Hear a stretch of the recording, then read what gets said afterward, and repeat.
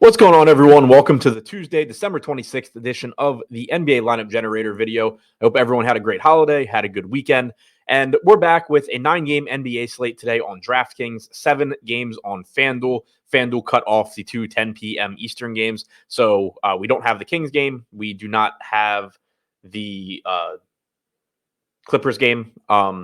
But we do still have the first 7 on the slate. And we're going to walk through, as always, using the lineup generator for DraftKings and for FanDuel. We'll take a look at those two slates, see how things are looking right now. But first, make sure that you do like this video, whether you're watching on YouTube or on Twitter. Give it a like. If you're watching on YouTube, also subscribe to the channel and hit the notification bell so you get alerts when our show goes live. We also do have a holiday deal ending today. Want to make sure that everyone's aware of that. 25% off any weekly or monthly Stokastic package. That is NBA, NFL, whatever you want. Sign up using the link below. It's in the description on YouTube below the video. I will tweet it out below the video on Twitter as well. Wanted to start off with that. This is the last day for it, December 26th. It ends 25% off using the promo code HOLIDAY. Any Stokastic package, 25% off. Promo code HOLIDAY. Use the link below. Now, to start, we're going to go to DraftKings as usual. The first option, as always, is the type of lineups that you want to see. You can see all types of lineups: chalky, balanced, contrarian. For this video, I'm going to go with contrarian, but if you're using the tool for yourself and you want, if you're playing smaller field stuff, for example, you can look at chalkier lineups. You can look at more balanced lineups, but I'm going to go to contrarian for this video. The next option is whether or not you want to lock a player in. I'm not going to do that in the video, but if you are playing a single lineup or a couple of lineups and you know for sure that there's somebody that you want to play, this is where you can save yourself some time. Click their name and make sure that every lineup you see has them. Then we get into the next page, which is where we are presented with lineups. If you're not familiar with how this tool works, it utilizes our player projections, ownership projections, and our simulation models on the back end. It simulates out the slate thousands of times using our data, and then it presents you with individual lineups that project to be profitable over time. If you like the lineup, you can save it. If you dislike it, you can discard it, and you'll be presented with another profitable lineup. And then you can save the lineups and export up to 20, whether you're playing DraftKings or FanDuel. On this individual screen, you can see the salary that each lineup uses, the fantasy projection, the ownership projection. Down here, we have a couple of useful sliding scales, one for projection, one for ownership. Those are useful because it shows you how this lineup compares to the alternatives. A fantasy point projection and an ownership projection, while they can be interesting to look at, don't really tell you a lot because it really depends on the slate and how they project to your alternatives. So that's what these sliders down here are for. And then for each individual player, you can see the salary, fantasy projection, and ownership projection. And then over here on the right-hand side, this column allows you to customize your lineups. I know that maybe it's not fun or you just aren't comfortable or you don't like just being presented a lineup and playing it. So if you look at a lineup like this and you're like, okay, well, I mostly like this lineup, but I don't really like Benedict Mathurin at 5,100 at guard here, you can click these arrows over on the right-hand side. It's going to show you every possible guard play, and then you can scroll down to Mathurin's price tag. If you wanted to swap him, for example, to Nembhard, you would just click the arrows here, and Nembhard would replace him. You can also see the fantasy projection and ownership still. So, for example, Nembhard projects better, but Mathurin's role in this lineup was as a more contrarian piece. So maybe you don't want to go to Nembhard since he's 43% owned. Maybe you want to make him Trey Jones at 12%. You like Trey Jones better for whatever reason. You click the arrows and it'll do that as well. You can obviously do that for more than one player too. So you could swap down from Vooch, swap up from Mathurin, however you want to do it. If you see a lineup where you like most of it, but there is a part or two that you don't like, you don't have to keep basically, swiping, discarding lineups until you get the exact lineup you want. You can just fix it on your own right here on this page. Now I'm going to save the first 20 lineups that we get, and then we can take a look at the overall exposures we're getting here early in the afternoon on DraftKings. As always, we are waiting on news. There's likely to be a lot of information that comes out between now and lock. So I do not recommend actually playing these lineups.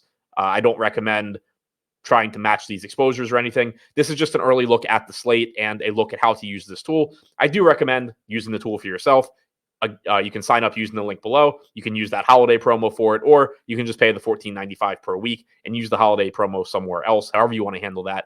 So I do recommend using this tool, just not copying the lineups that are presented at 2:30 p.m. But right now we are getting to a lot of Toumani Camara, 4,100, 45% owned. Not an exciting player. He is the type of guy where we will probably get less as value opens up.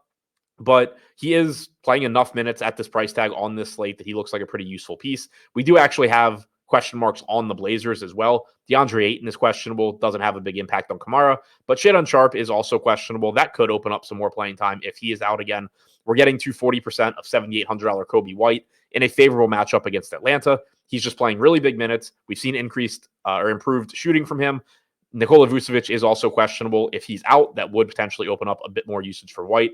We're getting to 7% Devin Vassell, 35% shooting guard.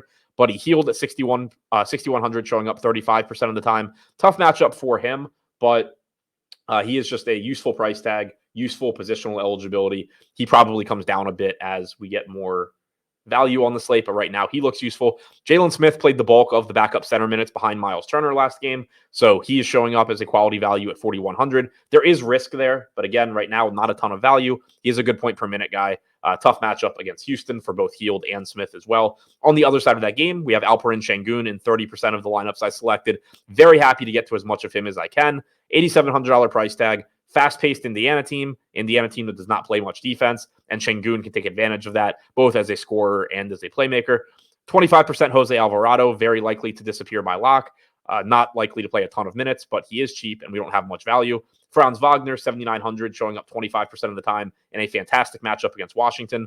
Mo Wagner showing up 25% of the time. That's kind of an interesting one. We're seeing a 3-center rotation right now from the Magic, now that Wendell Carter Jr. is back. In their most recent game, Carter started both halves, but did not play in the second or fourth quarter.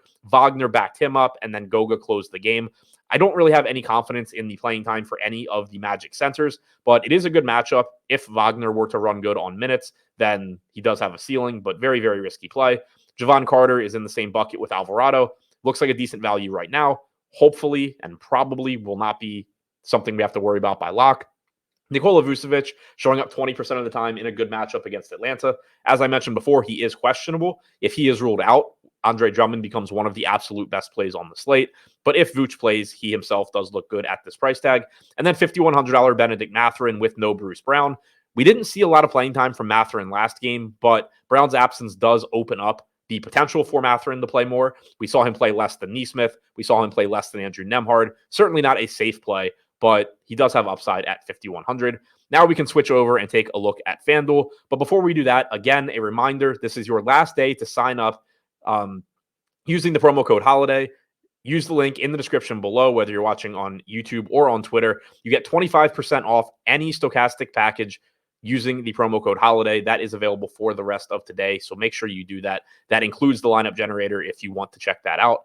Now on FanDuel, again, I'm just going to go with contrarian lineups and not lock anybody in.